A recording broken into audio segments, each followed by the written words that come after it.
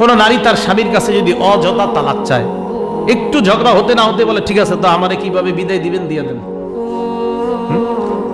আইয়ুমা ইমরাআতিন সাআলাত যাওজাহা আত-তালাক ফি গায়রি মা বাসিন, কোন নারী তার স্বামীর কাছে যদি অযথাই খালি তালাক চায়, কোনো কিছু হতে না হতে ঠিক আছে আমারে কিভাবে বিদায় দিবেন, আমার আব্বারে ডাক দেন, ডাক দিয়া বসেন, বসে রইরা কিভাবে আপনারা কথাবার্তা বলবেন, মানে উদ্দেশ্য হইল ছেড়ে দেন। আল্লাহ হেফাজত করেন।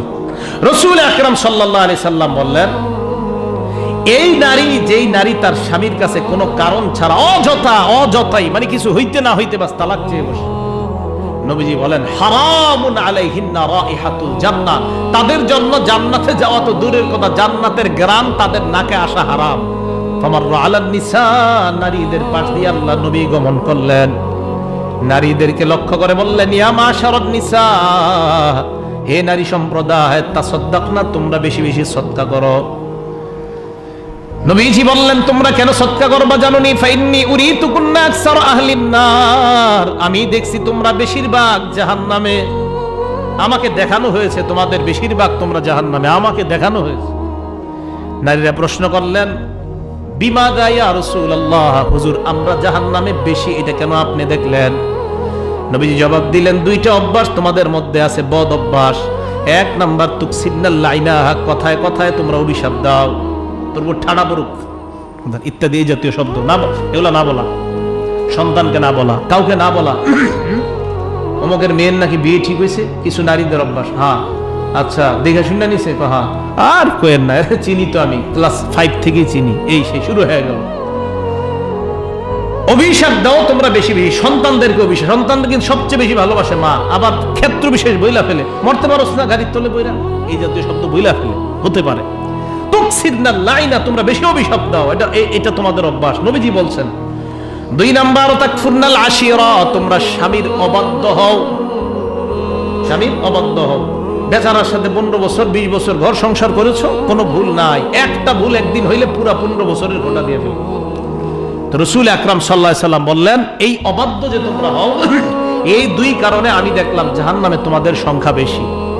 মা বোনরা রাগ করেন না, আর আমার আজকের আলোচনায় ওই মা বোনরাই রাগ করবেন যাদের মধ্যে অভ্যাস আছে। আর যদি বলেন না হুজুর আমাদের মধ্যে নাই, তো আপনি রাগ করার তো প্রশ্নই আসে না। রাসূল আকরাম সাল্লাল্লাহু আলাইহি সাল্লাম বললেন এই দুই বদঅভ্যাস যাদের মধ্যে আছে তারা জাহান্নামে, আমি দেখছি। সদকা করো বেশি, সদকার মাধ্যমে জাহান্নাম থেকে বাঁচো। তো রাসূল আকরাম সাল্লাল্লাহু আলাইহি সাল্লাম বলে দিলেন এই অভ্যাসটা তাদের মাঝে বেশি। তাহলে এই জাতীয় নারী যারা বেশি বেশি অভিশাপ দেয় তারা জাহান্নামে যাবে। আরেকটা হাদিস পড়ার পরে তো আমি চিন্তিত, কি চিন্তিত? আমার আম্মা নিয়ে, আমার বোন নিয়ে, আমার বিবি নিয়ে, আমার মেয়ে নিয়ে আমি চিন্তিত। আপনারাও চিন্তা করা দরকার। ইবনে মাজার 1584 নাম্বার হাদিস। ঢাকা শহরের কথা জানি না, দেশ গ্রামে একদম মাটির মধ্যে গড়ায়া একদম আপনার পুরা দুনিয়া উলট পালট করে ফেলে নারীরা। শহরের অবস্থা আমি জানি না। 1584 নাম্বার হাদিসে নবীজি বলেন লাইসা মিন্না, তারা আমার উম্মতের অন্তর্ভুক্ত না। মান শাক্কাল জুয়ুবা, আত্মীয় স্বজনের কেউ মারা গেলে যারা নিজেদের পোশাক আশাক ছিঁড়ে ফেলে, এটা পুরুষ হোক নারী হোক, এই হাদিসের বর্ণনা বোঝা যায়, পুরুষ হোক নারী হোক। ইমাম হুসাইন রাদিয়াল্লাহু তাআলা আনহুর শোকে পোশাক ছিঁড়ে ফেলে। কার শোকে? হ্যাঁ, ওনার শোকে পোশাক ছিঁড়ে ফেলে, বাস আরে নবীর নাতিনি শেষ করে দিস, পোশাক ছিঁড়ে ফেলে। নবীজি বলেন সে আমার উম্মতের অন্তর্ভুক্ত না। ওয়াদরাবাল খুদুদা, আঘাত করে চেহারার মধ্যে। নবী তো সাধারণ আঘাতের কথা বলছে, তাহলে হুসাইন রাদিয়াল্লাহু তাআলা আনহুর শোকে শোকাহত হয়ে যারা শরীরকে রক্তাক্ত করে তাদের কি অবস্থা হবে? লাইসা মিন্না, আমার উম্মতের অন্তর্ভুক্ত না তারা। রাসূল আকরাম সাল্লাল্লাহু আলাইহি ওয়াসাল্লাম